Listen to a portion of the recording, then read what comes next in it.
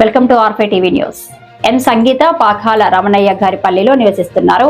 వారి భర్త కల్లూరు హేమాద్రిని ఉద్దేశపూర్వకంగా కక్ష సాధింపులకు గురి చేస్తున్నారని 2 నెలల క్రితం తిరుచానూరు పోలీస్ స్టేషన్ లో కేసు పెట్టి హెరాస్మెంట్ చేస్తున్నారన్నారు.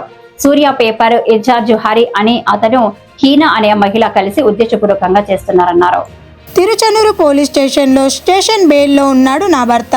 అక్కడే సిఐ సమక్షంలో రాతపూర్వకంగా పరిష్కారం, ఒకరికి ఒకరు మళ్ళీ ఎటువంటి వివాదాలు ఉండకూడదని తీర్మానం చేశారు. ఇప్పుడు మళ్ళీ కొత్తగా సంబంధం లేని తప్పుడు కేసులు బనాయించాలి అని కుట్ర చేస్తున్నారు.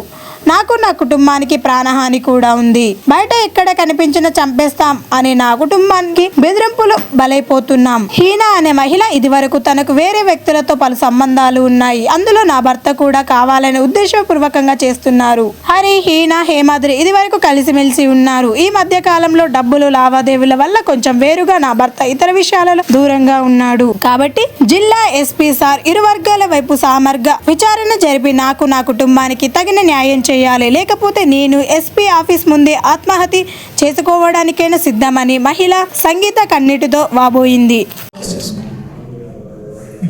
అందరికీ నమస్కారం. నా పేరు సంగీత. నేను హేమాద్రి వాళ్ళ భార్యని.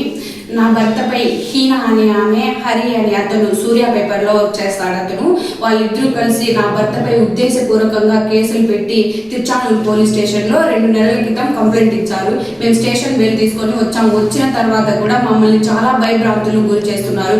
ఎక్కడ బయట తిరగకూడదు, వాడిని తొక్కాలి అనే కాన్సెప్ట్తో మళ్ళా ఇప్పుడు స్టేషన్కి వెళ్ళి ఏవో సెక్షన్ యాడ్ చేస్తాము అనేసి తిరుచానూరు పోలీస్ స్టేషన్లో ఉంచారు.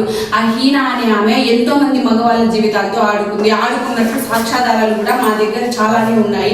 అందులో నా భర్త ఒకరు బలి అయ్యారు. ఇలా హరి అనే ఆమె, హరి అనే అతను, హీనా అనే ఆమె ఇద్దరు నా భర్తతో చాలా స్నేహపూర్వకంగా ఉండి లావాదేవీలు చేసి చివరకు ఈ నన్ను, నా పిల్లలను, నా భర్తను రోడ్డుపైకి వచ్చేలాగా చేశారు. వాళ్ళ వల్ల నాకు ప్రాణహాని ఉంది. నా పిల్లలకు, నా భర్తకు, నా పిల్లల్ని కూడా చంపేస్తాము అని బెదిరించారు. ఎస్పీ సాగర్ గారు దయ ఉంచి నన్ను, నా పిల్లల్ని వాళ్ళ వల్ల కాపాడాలని కోరుకుంటున్నాను.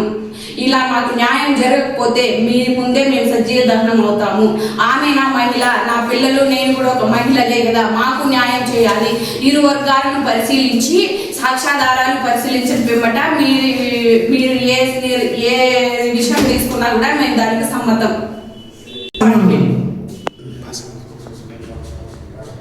ఎస్పీ సార్ గారు ఇరు వర్గాలను పరిశీలించి తగిన న్యాయం జరిపించాలని మేము కోరుకుంటున్నాము.